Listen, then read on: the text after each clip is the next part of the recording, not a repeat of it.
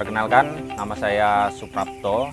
Saya alumni dari Politeknik Negeri Lampung, program studi D3 Produksi Ternak. Saya alumni dari program beasiswa kerjasama antara Perhiptani, Pemprov Provinsi Lampung dan Politeknik Negeri Lampung. Saya masuk Politeknik Negeri Lampung tahun 2015 dan lulus tahun 2018. Program studi saya, program studi D3 Produksi Ternak. Setelah lulus, saya bergabung dengan salah satu perusahaan swasta, yaitu PT Ciomas Adi Satwa, salah satu anak perusahaan milik Java Group yang bergerak di bidang peternakan. Di PT Ciomas Adi Satwa, saya bekerja sebagai petugas penyuluh lapang di unit Bandar Lampung. Saya memegang waktu itu kurang lebih populasi ayam 300.000 ayam dengan 17 plasma. Kemudian pada tahun 2019, sambil saya bekerja di PT Ciomas Adi Satwa, saya sudah merintis usaha. Saya mulai mendirikan usaha di bidang peternakan ini. Usaha saya namanya Karya Mandiri Farm. Saat ini populasi kami sebanyak 52.000 ekor. Kemudian kami memiliki 8 orang pekerja tetap. Alamat farm kami yang pertama, populasi 12.000 ekor ada di Kampung Pujodadi, Kecamatan Trimurjo dan Kabupaten Lampung Tengah. Kemudian yang kedua, ini kandang ini populasi 20.000 ekor. Kemudian yang terakhir, yang ketiga, farm saya ada di Desa Trimulyo, Kecamatan Tegineneng, Kabupaten Pesawaran. Populasi yang di Tegineneng sebanyak 20.000 ekor ayam.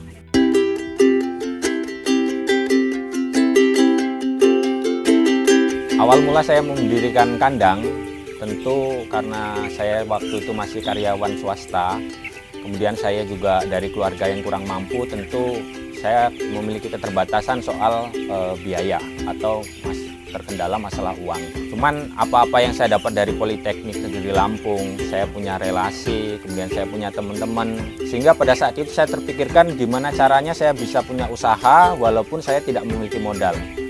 Nah, waktu itu saya ada teman ngekos waktu di kampus. Waktu itu saya iseng-iseng ajak teman saya main ke kandang, berkunjung ke kandang. Saya kasih tahu prospek dunia ayam ini seperti apa. Sehingga waktu itu teman saya itu yang memberikan modal. Investor awal itu teman saya waktu itu, kurang lebih waktu itu saya diberikan invest 80 juta. Kemudian saya kelola waktu itu, awal saya mendirikan kandang populasi 7.000 ekor. 7.000 ekor, saya berkembang, 3 periode panen saya kembangkan menjadi populasi 12.000 ekor. Kemudian saya berpikir lagi gimana caranya saya bisa nambah kandang. Nah, sehingga waktu itu saya juga sudah punya teman atau tetangga yang memiliki modal, cuman beliau tidak memiliki ilmu dan juga tidak memiliki pengalaman di dunia ayam. Saya prospek beliau, saya kasih tahu seperti ini, alhamdulillah beliau mempercayakan. Waktu itu beliau invest 300 juta, kemudian saya bikin kandang ini populasi waktu itu populasi 15.000 ekor. Dan setelah 3 periode juga saya panjangkan menjadi populasi 20.000 ekor. Kemudian berjalan 2 tahun, saya bikin lagi satu kandang populasi yang 20.000 ekor.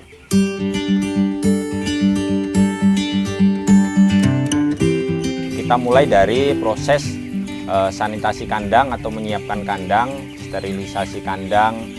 Kemudian setelah itu kita kapur, biasanya menggunakan kapur biasa. Kemudian setelah dikapur kering, kita memasukkan sekam atau alas untuk ayam.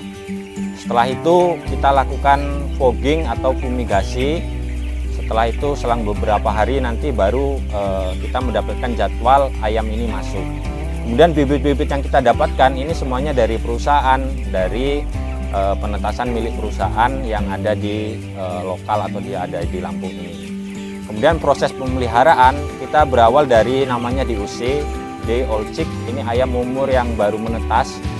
Dari penetasan langsung dibawa ke kandang. Kemudian di kandang kita siapkan, sebelum ayam datang kita sudah siapkan pemanasnya, penghangat. Sehingga ketika ayam sudah datang, ayam sudah merasa nyaman seperti berada dalam indukannya sendiri.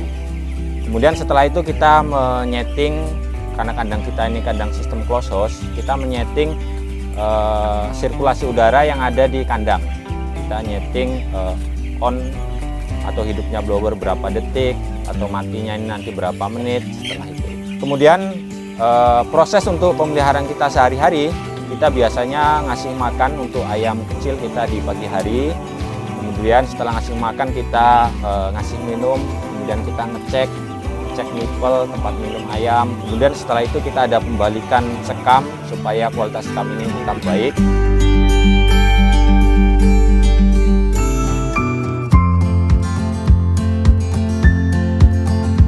Ketika ayam sudah berumur 21 hari, ketika bobot ayam sudah mencapai 0,9 sampai 1,1 kilo, kita sudah mulai proses pemanenan ayam.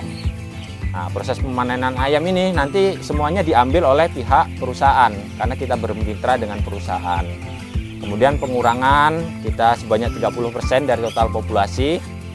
Nanti setelah itu kita ditahan sampai umur 27 hari atau 28 hari. Ketika bobot ayam mencapai 1,5 sampai 1,7 kita mulai panen kembali. Dan proses pemanenan kita biasanya umur 36 sampai 40 hari kita sudah selesai. Nah, ketika proses pemanenan selesai, kita semuanya data dimasukkan ke PT, ke perusahaan, berapa ekor ayam kita yang kepanen, tonasenya dapat berapa, kemudian pakannya habis berapa. Nah, setelah itu baru kita mendapatkan rekapan dari perusahaan.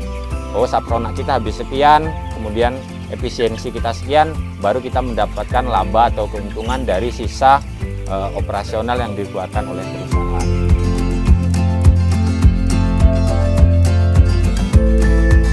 Namanya usaha pasti ada untung, ada rugi. Nah, keuntungan biasanya berapa? Nah, keuntungan yang kita dapat dari perusahaan biasanya itu kisaran di angka 3.000 sampai 5.000 per ekor ayam. Jadi bisa kita kalikan. Ketika kita produksi standar, mungkin kita dapat 4.000 per ekor. Ketika kita produksi bagus, maksimal, kita bisa mendapat 5.000 per ekor. Kalau saya populasi 20.000 ekor, berarti saya dapat minimal 100 juta dari perusahaan. Jika saya kurang bagus, ya mungkin saya dapat 2.000 atau 3.000 per ekor ayam.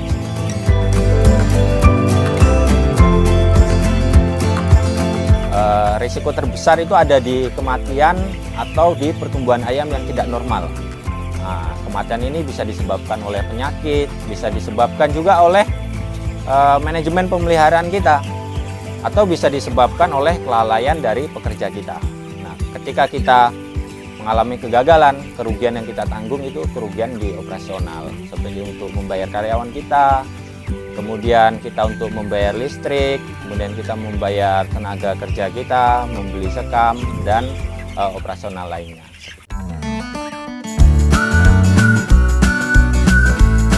Ini sangat berpengaruh dan sangat berguna ketika saya memasuki dunia kerja maupun di dunia usaha.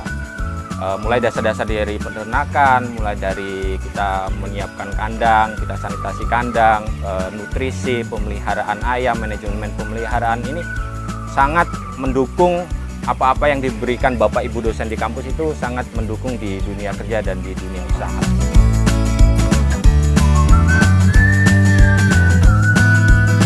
Selama kami menempuh pendidikan di Politeknik Negeri Lampung, terutama saya pribadi yang mahasiswa penerima beasiswa Pemda, kami dikasih program penajaman kompetensi. Misalnya kami mendapatkan pendidikan manajemen BUMDes, kemudian kami juga sering terjun ke masyarakat, kami memberikan penyuluhan-penyuluhan. Kami ada namanya KBSM, Kema Bakti Sosial Mahasiswa. Itu juga sangat berpengaruh ketika kami ini di dunia kerja dan juga di dunia usaha. Saya kasih contoh misalnya ketika kami diajarkan tentang BUMDes, manajemen BUMDes, kemudian kami di KBSM, bagaimana kami bersosialisasi, berkoordinasi dengan orang banyak, misalnya kami terjun ke kampung atau ke desa-desa, kami mengurus perizinan segala macam. Ternyata di dunia kerja dan di dunia usaha ini sangat berpengaruh besar.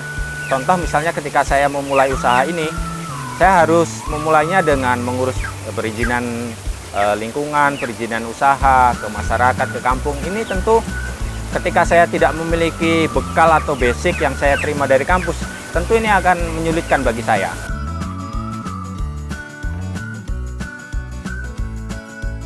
Bagi adik-adik yang masih berada di kampus, manfaatkan waktu Anda sebaik mungkin. Anda harus jangan menjadi mahasiswa kupu-kupu, kuliah pulang. Anda harus rajin ikut organisasi, apapun organisasinya. Karena dengan berorganisasi, kita bisa bersosialisasi kepada orang lain, kita mendapatkan pengalaman, kita mendapatkan leadership. Kemudian bagi adik-adik yang saat ini hampir wisuda atau menghadapi akan lulus, teman-teman nggak usah bingung setelah lulus mau ngapain. Teman-teman cukup tanyakan kepada diri teman-teman ini mau jadi apa? Apakah teman-teman mau sebagai wirausaha atau wira swasta, atau teman-teman mau bekerja sebagai karyawan swasta, atau teman-teman menjadi PNS? Itu hak dari teman-teman semua. Tapi yang lebih utama teman-teman tanyakan dulu kepada diri teman-teman sendiri, teman-teman ini setelah lulus mau jadi apa? Kemudian kalau teman-teman sudah menetapkan pilihan, maka teman-teman harus dengan serius menjalani pilihan tersebut.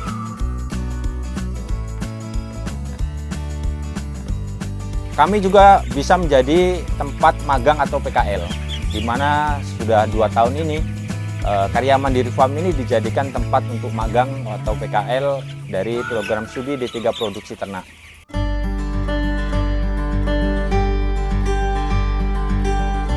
Salah satu moto hidup saya, ini juga pesan dari almarhum bapak saya, itu sebisa mungkin kita bisa sebagai wirausaha, sekecil apapun usaha kita. Karena dengan berwirausaha, kita bisa menciptakan lapangan kerja 1 atau 2 orang. Itu sudah menjadi kebanggaan luar biasa bagi kita. Dan pesan dari almarhum bapak saya, sebaik-baik manusia adalah yang bisa memberikan manfaat yang paling banyak untuk orang lain. Nah, Karya Mandiri Farm ini kami dirikan supaya kami juga bisa memberikan banyak manfaat untuk orang lain.